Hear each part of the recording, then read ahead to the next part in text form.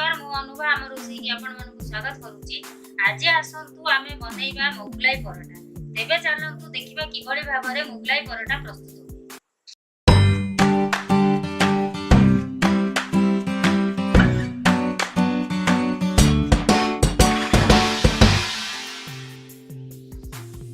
मुगलाई परोटा बनैबा पई मु एई सब सामग्री नैची।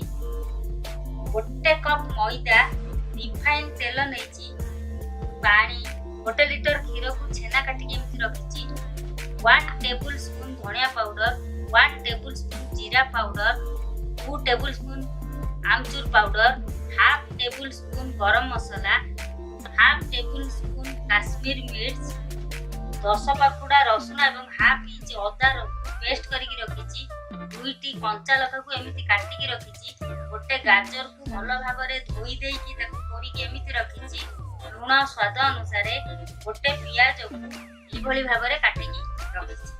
तेबे चलंतु देखिबा किभଳି भाबरे प्रस्तुत हुए मुगलाई परोटा। मुगलाई परोटा प्रस्तुत करिबा पूर्वरु प्रथमे चलंतु आमे मैदा को चकटी देबा। गोटे चामच रिफाइन तेल पकई देबा एवं ताको भल भाबरे घोटई देबा। स्वाद अनुसार लूण पकई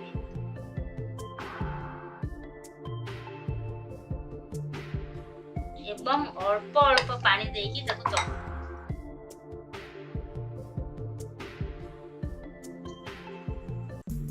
वर्तमान मैदा चकटी होई गलानी, सेथिरे आउ गोटे चामच रिफाइन तेल पकई देबा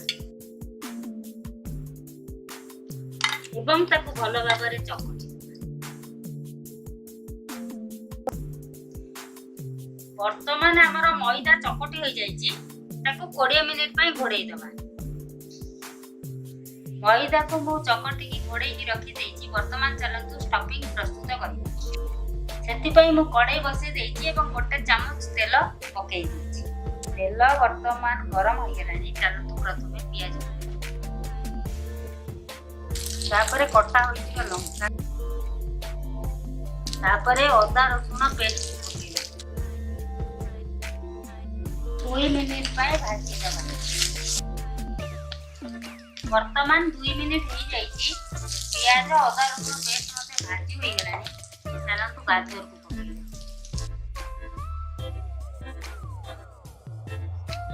वर्तमान मु गाजर को टिके भाजी देली। ओके चलंतु सेते छेना पकई।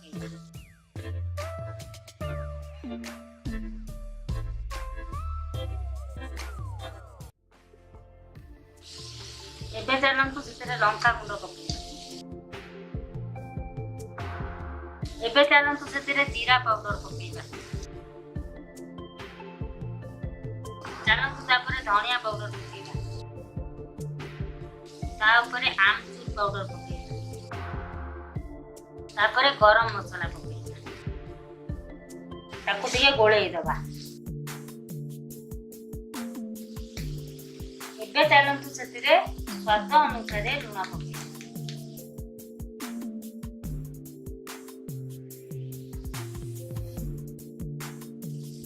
वर्तमान हमर स्टफिंग प्रस्तुत हो गलानी। चलंतु गैस को बंद कर। वर्तमान 20 मिनिट होई गलानी। हमर डो मध्ये प्रस्तुत होई गलानी। एबे चलंतु ताको गुळा करी।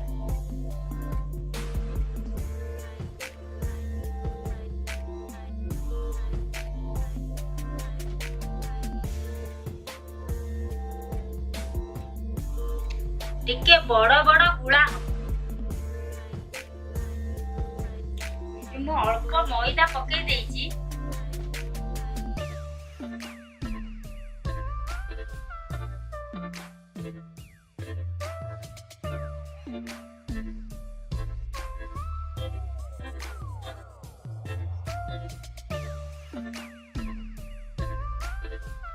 वर्तमान मु गुळा को बेली देली। चलंतु सेतिरे स्टफिंग दबा।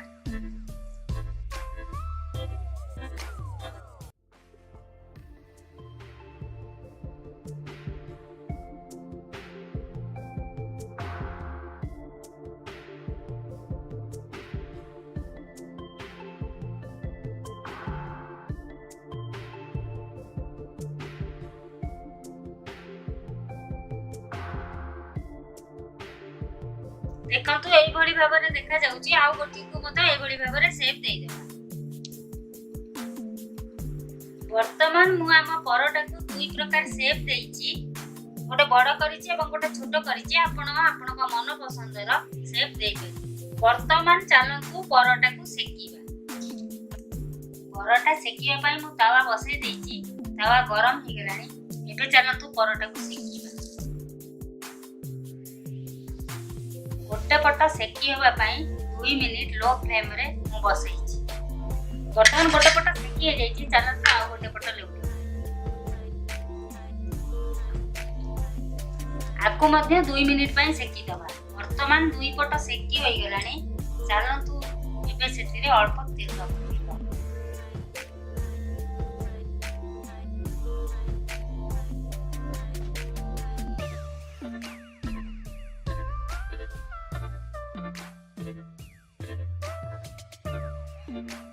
वर्तमान आमर मुगलाई परोटा प्रस्तुत हो गलानी।